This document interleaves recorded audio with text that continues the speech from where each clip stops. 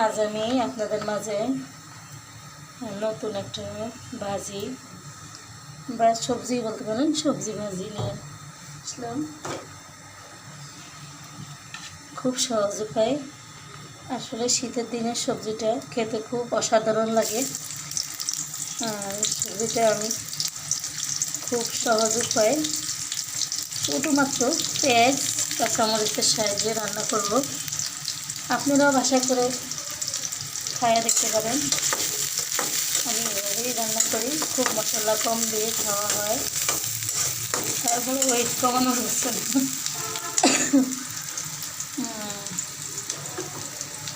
আমি সবসময় একটা কাজ করি, কমন পেঁয়াজের সাথে লবণটা দিয়ে দিই। তাহলে বিষয়টা হচ্ছে যে পেঁয়াজটা হলে আর কোনো পুড়ে না, পোড়া জিনিসটা হয় না, আর খুব তাড়াতাড়ি পেঁয়াজটা ভাজা হয়ে যায়।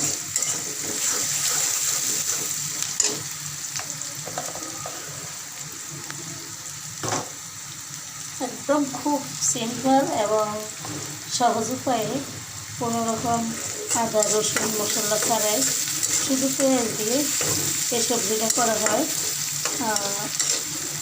আর এটা আপনাদের বাসায় ট্রাই করে দেখবেন, খুব ভালো লাগবে।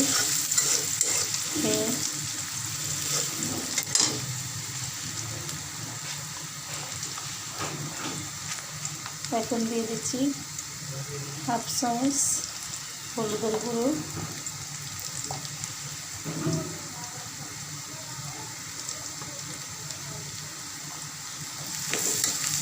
হাফ চামচ হলুদের গুঁড়ো দিয়ে দিছি।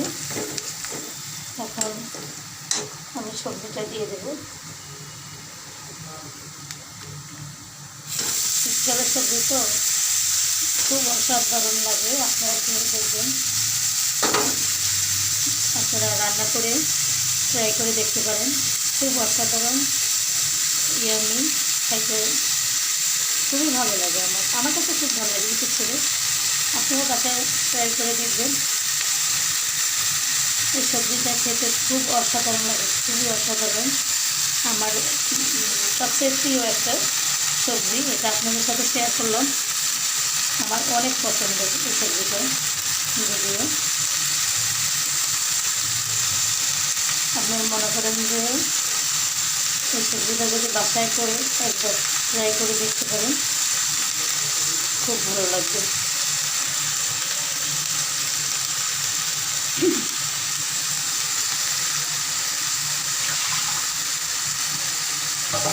সবজিটা দিয়ে দিলাম, এখন নাড়াচাড়া দিয়ে নেব। আস্তে আস্তে আলতোভাবে নাড়াচাড়া দিয়ে নেব এবং মিডিয়াম ফ্লেমে, মানে মিডিয়াম চুলার আঁচ মিডিয়ামে রেখে আপনার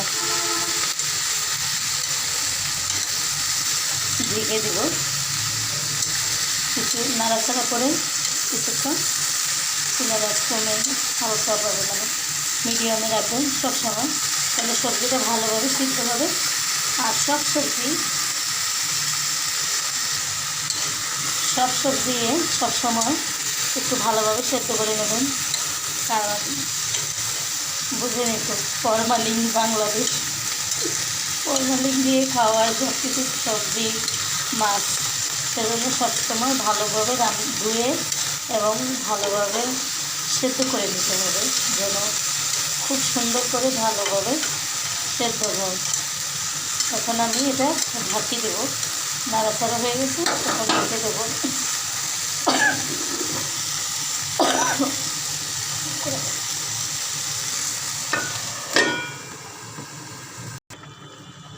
আসলে কাঁচামরিচ দিতে ভুলে গেছি, এখন দিয়ে দিচ্ছি। কাঁচামরিচটা পরে দিলে চলে, কোনো প্রবলেম নেই। কাঁচামরিচটা দিয়ে দিলাম, আবার ডেকে রাখলাম। এখন আমি আবার একটু নাড়াচাড়া দিয়ে দেবো।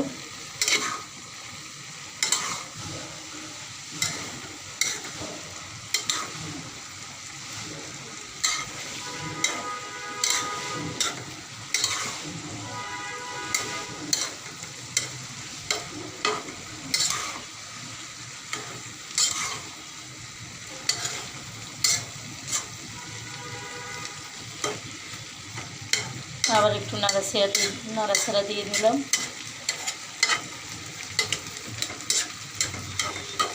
এখন আমি আবার ঢেকে দেব। 10 মিনিট পরে আবার এটা করব। এখন 10 মিনিট পরে ফিরে আসলাম। ভাজিটা এখন হয়ে গেছে, খুব সুন্দর ভালোভাবে সিদ্ধ হয়ে গেছে, খুব ভালোভাবে সিদ্ধ হয়ে গেছে।